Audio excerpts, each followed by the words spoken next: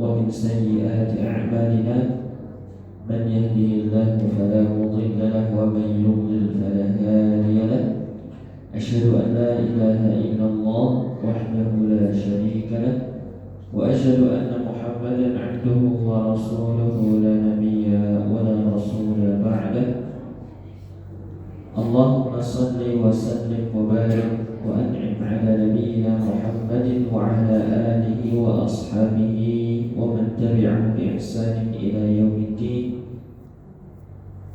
اللهم إنا نسألك علما نافعا ونعوذ بك من علم لا ينفع اللهم أرنا الحق حقا وارزقنا اتباعه وأرنا الباطل باطلا وارزقنا اجتنابه اللهم أعنا على ذكرك وشكرك وحسن عبادتك أما بعد معاشر المسلمين رحمني ورحمكم الله جميعا. Alhamdulillah, segala pujian hanya milik Allah Ta'ala. Kita memujinya, kita mengagungkannya dengan namanya yang ulia, dengan namanya yang mulia dan sifatnya yang ulia, serta kita bersyukur atas segala karunia yang Allah berikan, Allah curahkan kepada kita semuanya. Alhamdulillah, pada kesempatan hari ini kita kembali berjumpa, diberkahi oleh Allah Ta'ala, diberikan kekuatan, diberikan kesempatan, diberikan kesehatan, berkumpul di majelis ilmu yang semoga Allah senantiasa berikan keberkahan di dalamnya. Ma'asyiral muslimin, salawat dan salam senantiasa tercurah kepada Nabi yang mulia, baginda Nabi Muhammad sallallahu alaihi wasallam. Kita memohon pertolongan kepada Allah Ta'ala agar ditunjukkan terhadap perkara, ditunjukkan kepada sebuah perkara yang benar, itu jelas benar di mata kita, kemudian kita diberikan kemantapan, kekuatan untuk mengikutinya, teguh di atasnya. Kemudian kita juga memohon kepada Allah Ta'ala agar ditunjukkan bahwa setiap hal yang salah itu benar-benar salah di mata kita, jelas kesalahannya, jelas kebatilannya, jelas keharamannya. Kemudian kita diberikan kekuatan untuk menjauhinya, meninggalkannya. Karena tidaklah kita bisa melakukannya melainkan itu semua atas pertolongan Allah Subhanahu wa Ta'ala. Maka mohonlah pertolongan kepada Allah Ta'ala untuk hal yang demikian, agar kita mudah dalam mengikuti kebenaran dan mudah dalam meninggalkan keburukan. Ma'asyiral muslimin rahimani wa rahimakumullah jami'an. Kemudian kita memohon kepada Allah Ta'ala agar senantiasa dikaruniakan ilmu yang bermanfaat dan dijauhkan dari ilmu yang tidak bermanfaat. Hadirin, alhamdulillah kita kembali berjumpa, bertemu, berkumpul di majelis ini. Kemarin kita Bapak Ibu setelah menyelesaikan atau sudah membaca tentang kaidah yang kelima, diberikan apa? Kisah tentang apa? Zikir. Bahwa dalam buku ini Al-Wasailul Mufidah fi Hayati Sa'idah, di mana kiat-kiat dalam meraih kehidupan yang bahagia. Kehidupan bahagia itu hubungannya bukan hanya sekedar pencapaian ya Pak. Ada orang yang bisa mencapai capaian sesuai dengan yang dia inginkan, mencapai cita-cita yang tinggi, tapi ada yang tidak bahagia. Mereka mendapatkannya apa yang dia impikan, tapi bukan bahagia. Ada yang dia itu tidak mendapatkan apa yang dia inginkan, tapi masih bahagia saja. Berarti ternyata kebahagiaan, ketenangan hidup itu bukan sekedar cuma pencapaian. Wonten sing mencapai apa yang dia inginkan, dicita-citake kuwi kegayo seneng niku wis wajar nih. Tapi wonten tiyang punika boten saged gayo apa yang dados cita-cita nih, tapi tetap senang. No, Pak. Di antara salah satu contohnya adalah mereka-mereka yang senantiasa mengingat Allah. Wujud mengingat Allah menika pripun? Wujud mengingat Allah gitu. Dia selalu melihat bahwa setiap perkara yang terjadi menika kehendaknya Allah. Itu sudah salah satu contoh kejadian dalam hidupnya itu pasti ketentuan dari Allah itu adalah wujud berzikir kepada Allah, mengingat Allah. Bahwa tidak ada yang terjadi, tidak ada yang menimpa dirinya melainkan itu sudah digariskan oleh Allah Subhanahu wa Ta'ala. Dan dengan mengingat Allah, hati akan terasa tentram, sebagaimana Quran surat Ar-Ra'd ayat 28 yang menjadi penutur kita kaji di pekan lalu. Ketika Allah Ta'ala berfirman, ala bidzikrillah tatma'innul qulub.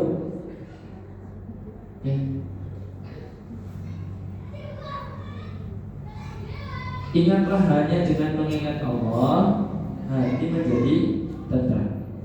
Kemudian Bapak Ibu yang dirahmati Allah Ta'ala, permisalan, kata Nabi SAW, permisalan antara hati yang hidup atau permisalan antara hati yang mengingat Allah dan tidak mengingat Allah itu seperti hati yang hidup dan mati.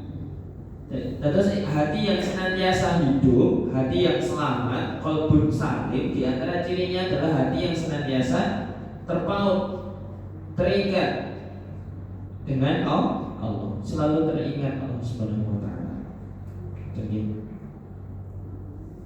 Dan di antara contoh seseorang itu mengingat Allah adalah dia tidak hanya mengingat, tidak hanya bersyukur hanya saat senang saja.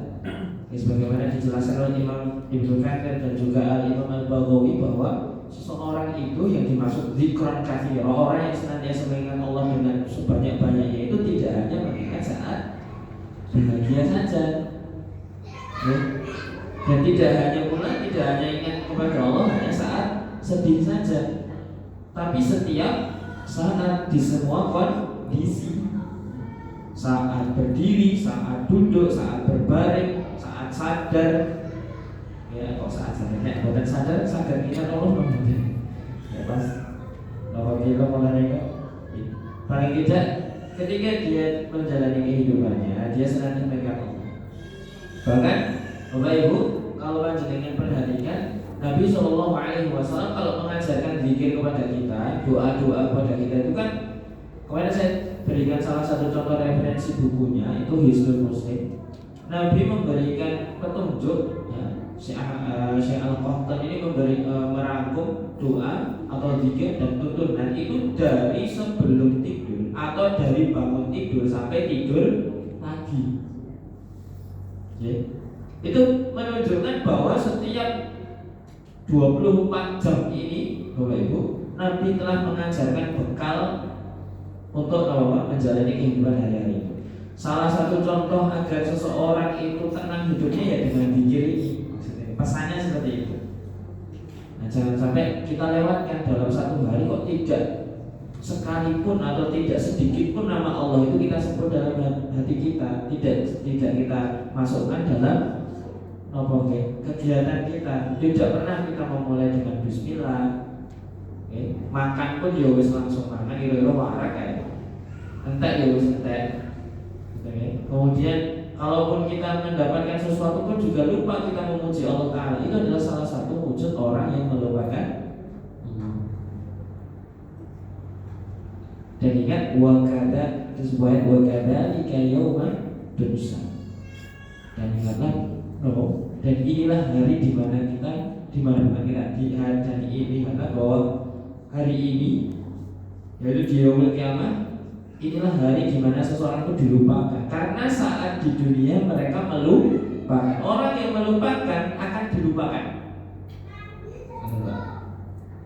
Sebagaimana qasa Rasulullah Allah Ta'ala berfirman, fadhkuruni adhkurkum, ingatlah aku maka aku akan mengingat kalian. Kalau analoginya cara pandangnya dibalik, seseorang yang tidak pernah mengingat maka tidak akan diingat. Bukan kemudian Allah tidak mengetahui, tidak, tapi ini Bapak Ibu, jenengan bayangin, jenengan kenal kali seseorang, wis kenal, wis coba, tapi tiba-tiba orang ngelurui Pak, ngelonong ya. Dijeluk ora semawur, padahal ya krungu adewe bawa bantel, tapi orang nemo. Jadi yang ngerti jenenge awake dhewe, Pak. Tapi orang gagas. Pripun rasane, Pak? Nah, curiga iki opo iki? Mesti ya ada rasa kesel, ada rasa jengkel dan bayangkan kalau kita Bapak Ibu, Allah yang Maha tahu, Allah yang Maha mengetahui hambanya, Allah yang Maha Pemurah itu tidak memperdulikan atau mengabaikan seorang manusia hamba yang semasa hidupnya mereka juga mengabaikan apa perintah Allah. Mereka yang mengabaikan, mereka akan diabaikan. Mereka yang melupakan akan dilupakan. Mereka yang taat, mereka akan mendapatkan balasannya. Mereka yang mengingat akan diingat. Seperti itu. Masyaallah muslimin rahimani wa rahimakumullah jami'an. Dan kalau seseorang itu tidak mengingat Allah Ta'ala, bagaimana kehidupannya? Bayangkan Bapak Ibu, dalam satu hari tidak satu kalimat pun dia sebut. Kalimat-kalimat itu thayyibah, kalimat-kalimat kebaikan itu tidak dia sebut. Jangan bisa jadi seseorang yang tidak menyebut ini bisa jadi kalah sama orang-orang kafir. Orang-orang kafir yang uripe terbiasa di lingkungan muslim, Pak, arep ngopo wae bismillah, Pak. Bahkan di antara teman-teman saya itu ada teman saya, teman SMP saya itu saking sering hidup di lingkungan muslim, dia itu Kristen. Dia tuh kalau janjian sama orang itu mesti katakan kalimatnya apa? Insya Allah, Pak. Dan kalimat insya Allah ini Bapak Ibu, kalau dengan nanti belajar tentang di antara Asyratus Sa'ah tentang Ya'juj dan Ma'juj itu dalam surat Al-Kahfi itu, bisanya mereka menembus tembok yang dibuat Dzulkarnain itu dengan kalimat apa? Insya Allah, Pak. Ini belum, kita tidak membicarakan tentang agama, tidak membicarakan tentang akidah. Tapi bayangkan seseorang yang mereka tidak beriman, bahkan mendatangkan kerusakan. Ya sudah maju dengan mendatangkan kerusakan. Mereka bisa melampaui apa yang tidak bisa mereka runtuhkan sekian ratus tahun, dan bisa runtuh dengan kalimat insya Allah. Itu adalah salah satu wujud kalimat thayyibah, kalimat dzikir. Dan Bapak Ibu rahmati Allah Ta'ala. Dan bayangkan seseorang yang dalam hari-harinya tidak pernah menyebut kalimat Allah, dan mereka mengeluhkan, hari-hariku berat. Ya tentu berat. Gersang hati dia itu gersang karena tidak ada yang ngomongin dia membasahi, atau tidak ada hal yang membuat segar hatinya, yaitu kalimat thayyibah dzikir. Karena Allah sendiri menyampaikan bahwa ala bidzikrillah tatmainnul qulub, kunci tumakninahnya kehidupan itu mengingat Allah pun itu kunci hati. Buat dibondo kaya apa, Pak? Arep duwe apa sing dipingini. Tapi kalau tidak ada Allah dalam hatinya, ya kebahagiaannya hanya sesaat.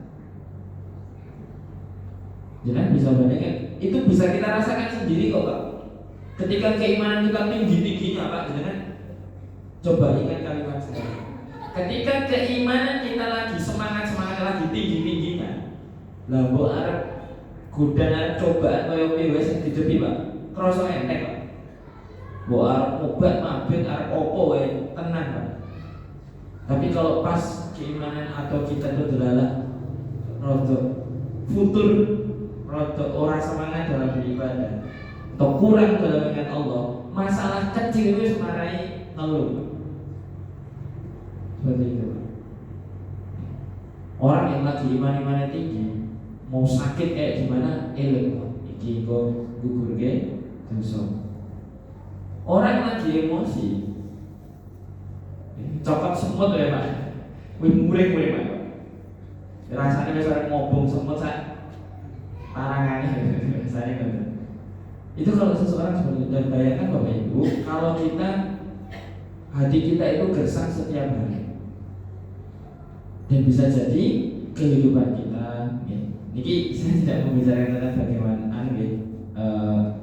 Tentunya kita merasakan dan menjadikan ini sebagai pelajaran bersama. Bukan saya yang hanya mengajarkan ini pada panjenengan saja, tapi ini kita belajar bersama. Bisa jadi langkah kita itu kok ragu, setiap hal itu kok tidak menenangkan. Itu bisa jadi kurangnya kita dalam mengingat Allah Subhanahu wa taala. Ma'asyiral muslimin rahimakumullah. Lanjut.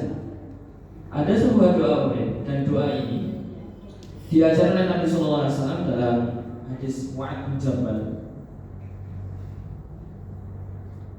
Doa yang beliau ajarkan kepada Mu'adz bin Jabal, yang doa ini senantiasa diberitakan oleh Nabi sallallahu alaihi wasallam dibaca setelah sholat. Dan ini ulama, beberapa ulama itu berpendapat bahwa apakah ini kubail salam atau sebelum salam, maksudnya masuk dalam doa setelah tasyahud akhir, doa setelah tahiyat, atau doa setelah salam, yaitu di luar sholat. Oke. Maka di situ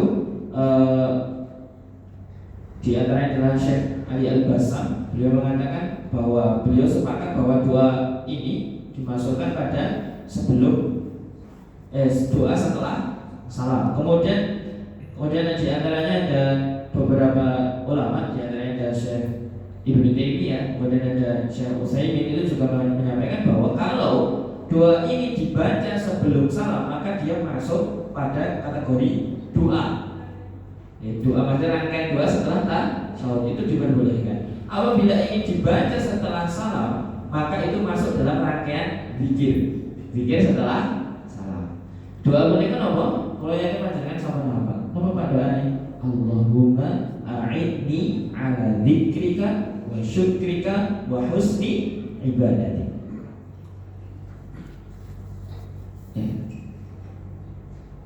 Allahumma a'inni, ya Allah, tolonglah kami, mudahkanlah kami, ala dzikrika, dalam mengingatmu. Pak, ini kalimat doa sudah boleh juga kan? Lemahnya seseorang.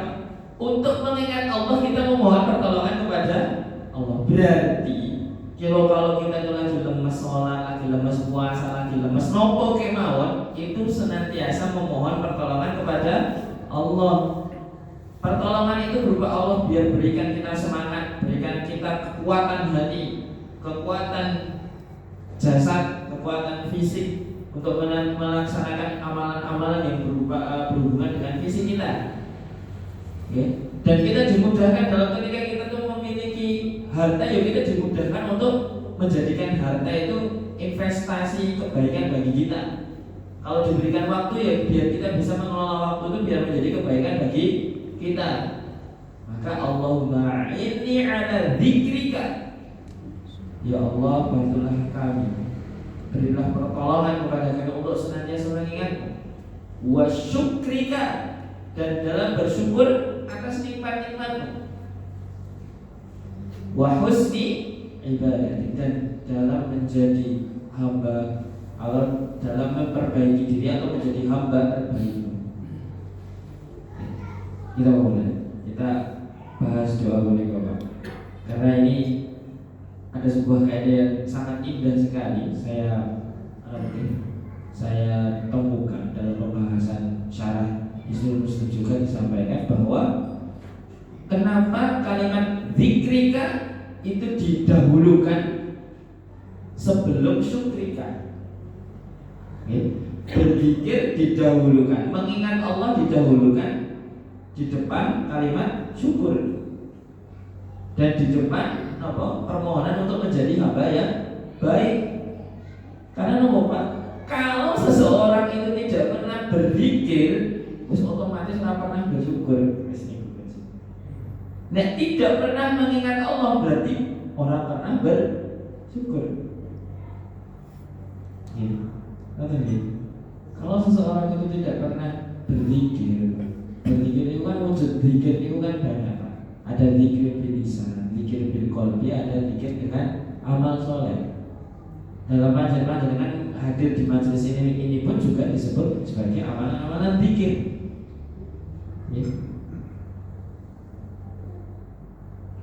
Ma'asyiral muslimin rahimanallahu jami'an. Dan ini juga disampaikan oleh Allah Ta'ala dalam ayat yang dalam surat Al-Baqarah yang kemarin kita sudah baca, fadhkuruni azkurkum washkuruni wala takfurun. Allah memberitakan untuk apa itu? Mengingat dulu. Fadhkuruni, ingatlah aku, berzikir kepadaku. Ya, karena sudah pasti seseorang itu tidak pernah berzikir, wis kena orang pernah bersyukur. Kalau andai kata dia bersyukur, mengilat apa? Hanya di lisan saja. Nah, sekarang berzikir itu apakah hanya di lisan saja? Pada suatu kondisi memang di lisan saja itu penting, Pak, karena setidaknya dia pernah berzikir. Tapi Bapak Ibu, wujud sebenar-benarnya zikir itu tidak hanya berhenti di lisan saja. Masalahnya di situ. Masyaallah bismillahirrahmanirrahim jami'an. Jadi Allah ta'ala ala dzikrika wa syukrika wa husni ibadatik menunjukkan bahwa sebelum seseorang itu menjadi hamba sing trimo, sing eling, dados hamba ingkang saleh, itu semua diawali dari bagaimana hamba itu mengingat Allah Ta'ala. Kalau seseorang itu sudah mengingat Allah Ta'ala, senantiasa dia mengingat Allah Ta'ala, otomatis sudah salah satu contoh indikasi dia itu adalah hamba yang soleh. Saat ini orang pernah berzikir, orang mungkin sholat, Pak. Kalau seseorang itu tidak mengingat Allah, orang mungkin gagas halal haram. Orang itu tidak pernah mengingat Allah, orang mungkin gagas jalan yang baik dan jalan buruk, pokoknya terabas wae. Artinya seperti itu. Parameternya adalah seseorang itu kalau mengingat Allah, dia adalah hamba yang bersyukur, dia adalah hamba yang baik di sisi Allah Subhanahu wa taala. Maka ma'asyarul muslimin rahimakumullah jami'an, dan kemudian juga disampaikan kalau seseorang itu tidak mengingat Allah Ta'ala, sudah dipastikan dia bukanlah hamba yang sabar. Jadi baik, ma'asyarul muslimin, dan berhubungan dengan syukur, kalimat syukur, dan di antara kunci dari kebahagiaan seseorang adalah wa kadzalika tahadduts bi ni'amillahi adh-dhahirah wal batinah, mengenal nikmat Allah dan juga itu mengingat nikmat-nikmat Allah, ya. Kemudian menyebut-nyebutnya merupakan salah satu faktor, ya, kehidupan itu bahagia. Entah nikmat yang zahir, nampak ataupun yang tidak nampak. Maksudnya nampak itu nikmat sehat, nikmat harta, nikmat apapun yang dia miliki, atau nikmat-nikmat yang berhubungan dengan menunjang dengan kehidupannya, atau nikmat batin. Ya, nikmat batin menika yang tidak nampak, yang panjenengan bisa rasakan sendiri nopo kemawon yang membuat panjenengan bahagia, atau yang membuat panjenengan lega, membuat panjenengan itu menjalani hidup itu bahagia itu nopo mawon panjenengan yang mengetahui, karena berhubungan dengan batin yang panjenengan rasakan. Nah, tahadus bin nikmah ini Bapak Ibu akan menjauhkan seseorang dari sifat kufur. Maksud tahadus bin nikmah itu tidak hanya panjenengan cerita-ceritakan kepada orang lain, boten. Panjenengan menyebut-nyebut itu dalam rangka apa? Oh, eling nikmat Allah itu lebih gede daripada ujian ini. Oke, jenengan sakit, kita ini sakit Bapak Ibu. Nek dibanding karo sehat akeh pundi, Pak? Kata budi, kata sehat. Jadi nek pas loro pisan ngoten niku pripun? Kedah sabar napa sabar? Oh gimana? Yo kalau sabar ya, kalau sabar. Kalau sebuah sifat sabar itu adalah sunnatullah, sudah menempel melekat pada diri seseorang. Arek ora iman ya tetep enek sambate niku ya. Arek iman kuat kaya piye tetep enek sambate. Minimal iyalah. Kalimat iyalah niku mungkin sudah menjadi setelan pabrik semua orang itu. Mbok ustaz-ustaz sing soleh-soleh ustaz itu enek kalimat iyalah itu ya. Mesti ada, Pak. Mulai jamaah iyalah, Pak. Ngono iki. Ya. Mulai dengan dados guru, Pak, untuk menuju sebuah sifat sabar. Nah, luar biasa, Pak. Dados ngeten. Kenapa kok itu sebuah sifat yang bisa dikatakan manusiawi. Jenenge kala-kala ini kan nek dino-dino nesu nah iki sing kudu ditambahke, Pak. Nek nesu kala-kala niku sing mesti, Pak. Ya, karena memang sifat manusia itu juga nek sedih, nek marah, ya nek bahagia, nek sabar itu gitu. Tapi nek dino-dino nesu nah niku sing kudu ditambah. Tapi hati-hati mungkin cek tensi, Pak. Nggih. Makanya selalu muslim rahimahullah karena Bapak Ibu, terutama panjenengan misalkan yang jadi guru, yang merasakan jadi guru, meraih kalimat sabar susah ya. Sabar di menit pertama, nanti diinjurin tapi ya sudah bisa sabar, Pak. Ya di awal pagi, ya pagi memulai pembelajaran itu, buka pelajaran, buka kelas itu sabar. Nanti di ujung-ujung pas anak kuliah biasanya awan-awan tenaga entek pikirannya wis akeh. Mulai bocah, yang bocah kan batune rantai-rantai ya, Pak nggih. Ora iso meneng. Yo sido kadang-kadang Pak, sambat itu mesti. Nah, boleh. Nah, jenengan bayangke mawon jenengan teng griya gadah putra setunggal. Setunggal sing ora iso meneng ubet ae. Usah kae opo ae di lakon wis ora enak entek. Napa nggih? Awal itu tenangnya urip nek bocah ki turu tadi. Bahasane ngoten tapi nggih, mboten wonten tanda anak sih. Nah, bayangke bocah siji niku, Pak. Nek kelas mulai nek 6 likur, Pak. Nah, jeneng kita ngedepi siji wae sambat, Pak. Lah kula ngedepi 6 likur, Pak. Nah, sambate nah, jenengan nek ngedepi siji sambate pisan. Lah kula 6 likur yo pen 6 likur. Boleh, ya kita berusaha untuk sabar, berusaha untuk apa? Ya setidaknya kita memahami karena bagaimanapun ya kita kuncinya untuk ini memahami. Di antaranya memahami itu ya kita mengingat Allah Ta'ala bahwa setiap apa yang kejadian di kehidupan kita itu sudah Allah. Ada yang kita benar-benar tindak tegas misalnya. Ada yang kita senengnya urip ya enek ambang, enek dua, enek putih, enek ireng, enek dan lain sebagainya. Gitu. Tapi ketika semuanya dilandasi atas dasar atas dasar niat yang ikhlas atau kita mengingat bahwasanya Allah akan memberikan balasan yang sebesar-besarnya bagi mereka yang senantiasa mengingat Allah, maka semuanya akan ringan dan semuanya akan menjadi hal yang tidak sia-sia, akan menghadirkan kebahagiaan dalam hidup kita. Dan di antara fungsi dalam mengingat nikmat Allah Ta'ala itu adalah apa? Mengusir keresahan dan kesedihan. Akan mengusir keresahan dan kesedihan. Itu tadi, Pak. Jenengan emot-emot kisahipun Nabi Ayub. Nabi Ayub ini kok sakit berapa tahun, Pak? Sakit itu sekian puluh tahun, Pak. Atau dalam jangka waktu lama. Allah alam saya lupa atau mungkin untuk pastinya berapa tahun itu saya lupa. Nabi Ayub itu kehilangan apa-apa, Pak.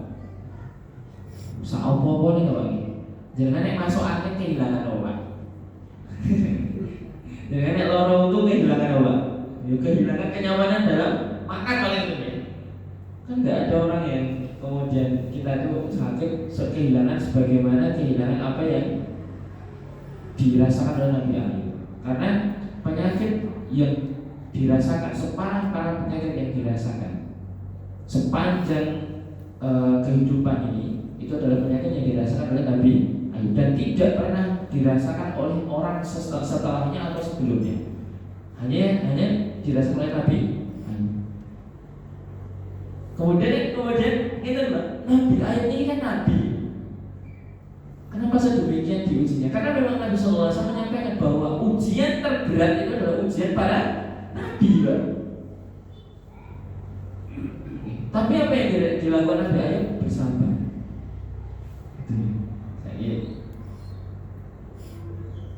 Nabi dungo wae kabul, tapi beliau memilih sabar. Kemudian suatu ketika istrinya itu menanyakan, suamiku, ini kan Nabi, panjenengan itu kan Nabi,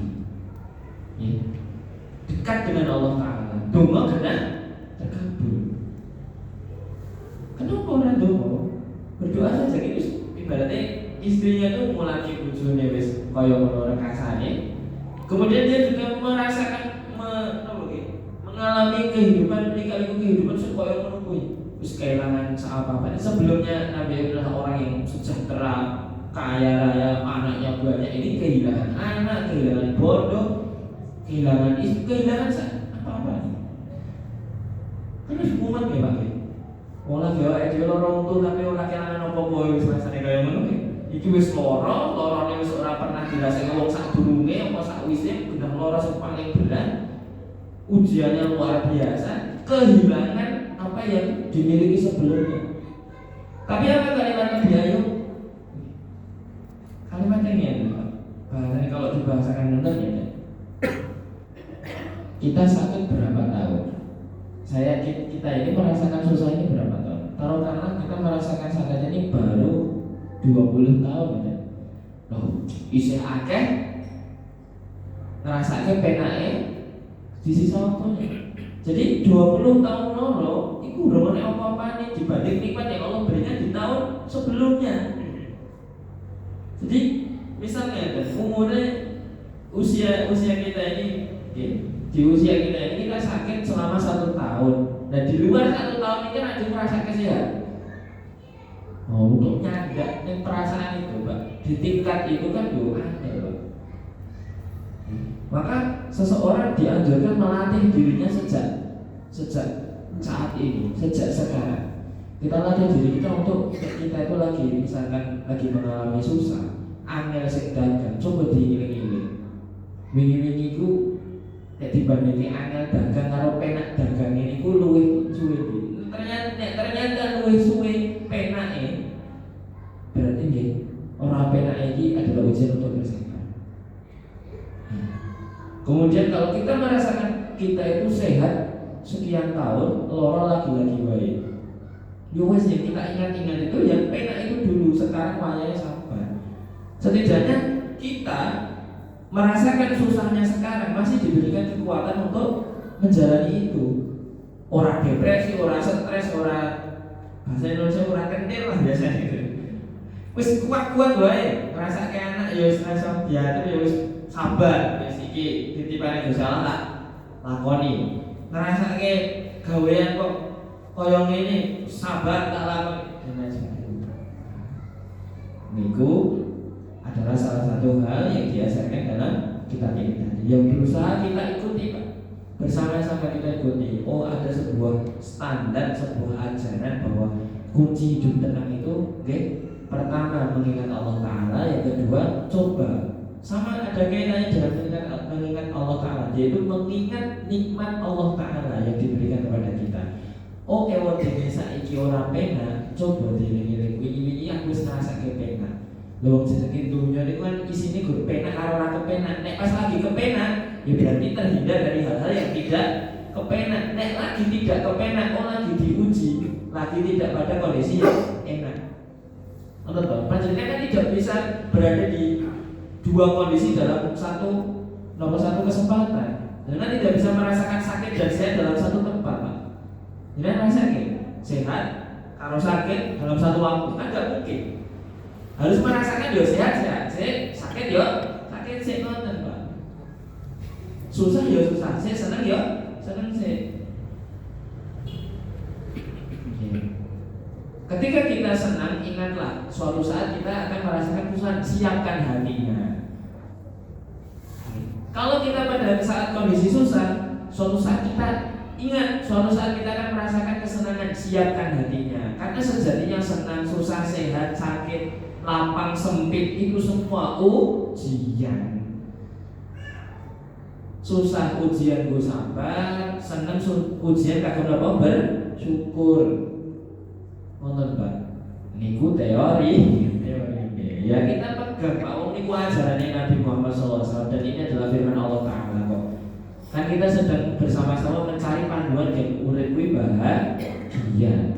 Ternyata nggih ngoten to nyawang ngoten niku kan mulai misalnya kita tuh punya teman masalah itu dan wah wis ra kira-kira tapi sing guyu rono rene dolan pipitan karo anak yo tenang ae. Ngoten ta nggih? Dengan nanti ini Pak Diana ini lagi buatan apa ditiru. Tapi ini lagi loh, lagi rotok.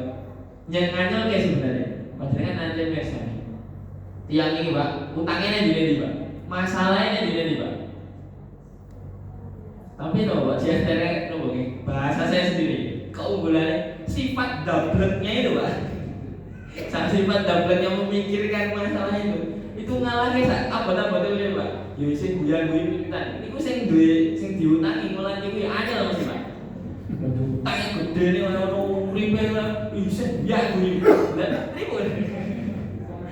Nanti Pak, misalnya niku Pak. Tapi coba wis ora usah gagas wae Pak, tapi kita mencoba melihat ngoten niku Pak, ada orang sing masalah akeh. Kudune yo nek awake dhewe ngrasake ngono tapi iki iso guyang jajan ini. Nggih Pak. Tapi kalau dilihat kan kayak Pak. Tapi coba kita lihat dari sudut pandang yang lain. Ya kita terapkan dalam diri kita coba. Wah, nek lagi susah kita ternyata iso mengambil hikmahnya. Wong susah dalam kondisi ini tuh bukan berarti kemudian susah di kondisi yang lain. Nek susah ning usaha ning tempat kerja itu puyeng umat masalah ya kan belum tentu di rumah itu ya sama, enggak bisa diukur kayak gitu. Masalah ning kerja ning omah ya wae ngoten lho. Pas lagi karo anak-anaknya masa ya ngomong ke, "Duk, bapak iki utangnya karena mungkin lah." Nggih.